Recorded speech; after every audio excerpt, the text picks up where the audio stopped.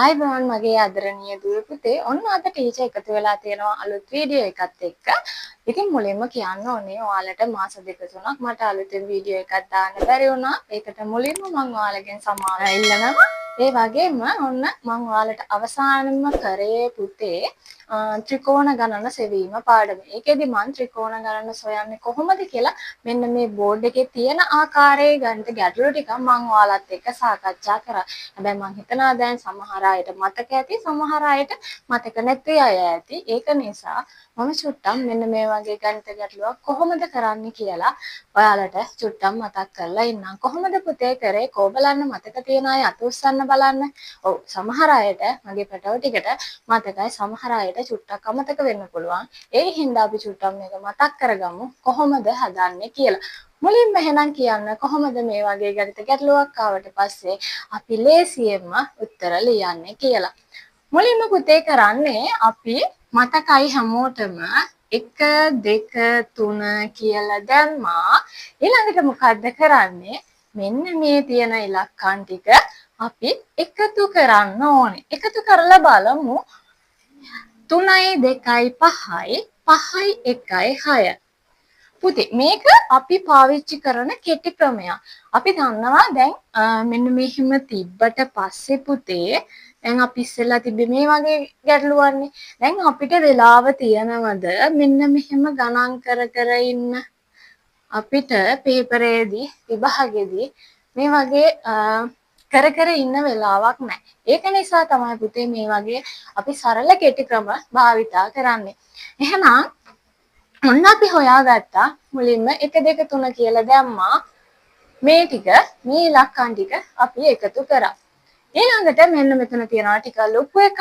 ඒකත් අපි බලමු කොහොමද විසඳන්නේ කියලා. එහෙනම් ඔන්න මට කියන්න 1 2 3 4 5. මෙන්න මේ වගේ පුතේ අපි තියෙන ගානට පිළිවෙලට ඉලක්කම් යොදන්න ඕනේ. ඊට පස්සේ තමයි එකතු කරන්නේ. එහෙනම් අපි බලමු මේ ටික එකතු කරලා මේකේ තියෙන මුළු ත්‍රිකෝණ ගණන කීයද කියලා. 5යි 4යි 9යි 9යි 3යි 12යි 12යි 2යි 14යි 14යි 1යි 15යි. එහෙනම් ඔන්න අපිට වැඩි වෙලාවක් යන්න කලින් ලේසියෙන් උත්තරේ ගන්න පුළුවන් වුණා. කීයද උත්තරේ? මේ ත්‍රිකෝණයේ තියෙන මුළු ත්‍රිකෝණ ගණන තමයි ත්‍රිකෝණ 15යි කියලා. ඔන්න අපි ලේසියෙන් හොයාගත්තා. දැන් අපි මේකත් බලමු. 1යි 2යි 3යි 4යි.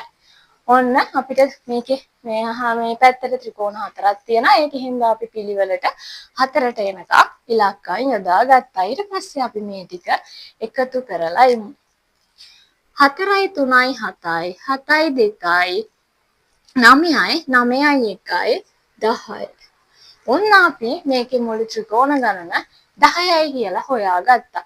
පුතේ මම මේක චුට්ටක් වේගෙන් කරේ. ඔයාලට මම කලින් වීඩියෝ එකක් දාලා තියෙනවා. මේ වගේ ගණිත ගැටලුවක් ආවට පස්සේ අපි කොහොමද නිවැරදිව උත්තර ලියන්නේ කියලා. ඒක බලපු නැති කට්ටිය ඒක බලලා ඉන්න මම මේ අද කරේ පොඩි මතක් කිරීමක් විතරයි. හරි බේටා ඔන්න ඔයාලට ටීචර් තවත් ගැටලුවක් ගෙනල්ලා තියෙනවා. තවත් වෙනස් විදිහේ ත්‍රිකෝණ ගැටලුවක් මේක. එහෙනම් අපි බලමු මේක කොහොමද හරියට කරන්නේ කියලා. පුතේ ඔයාලට මම ඉස්සෙල්ලා කතා කරේ මෙන්න මේ විදිහේ ත්‍රිකෝණයක් ආවට පස්සේ ඒකට කොහොමද නිවැරදිව පිළිතුරු ලියන්නේ කියලා. ඒකේ මුළු ත්‍රිකෝණ ගණන සොයන්නේ කියලා. කොහොමද අපි හෙව්වේ? එහෙම 1 2 3 කියලා දැම්මා. ඒ ඉලක්කම් ටික එකතු කරා.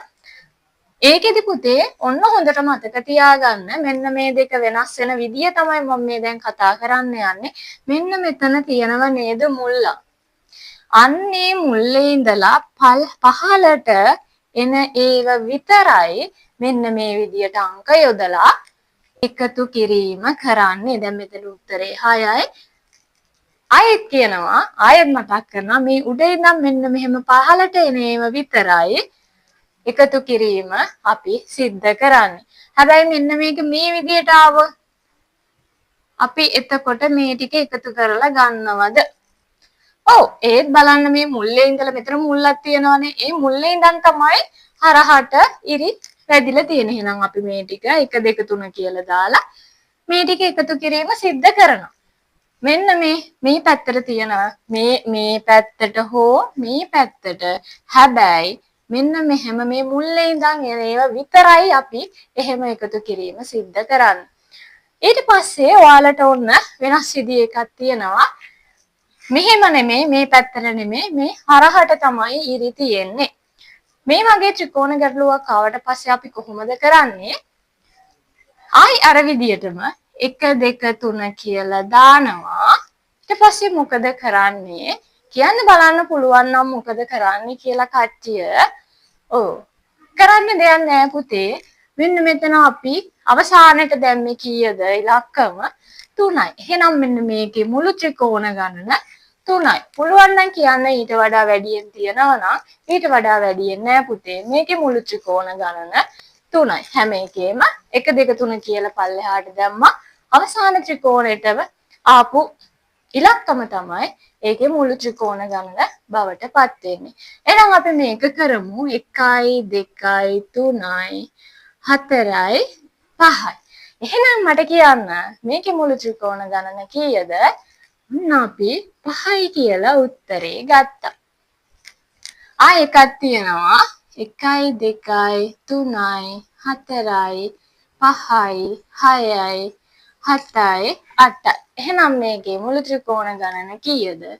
8යි කියලා අපි හොයාගත්තා. එහෙනම් මට කියන්න මේ වගේ ගණිත ගැටලුවක් ආවොත් අමාරුයිද ලේසියිද? ඔව් මේක ගොඩක් ලේසි ගණිත ගැටලුවක්. එහෙනම් පුතේ ඔන්න ටීචර් විශ්වාස කරනවා ඔයාලට මේක හොඳටම තේරුණා කියලා. එහෙනම් අදට ටීචර් යනවා. අපි එහෙනම් ඊළඟ වීඩියෝ එකෙන් හම්බ වෙමු. සියලු දෙනාටම ආයුබෝවන්.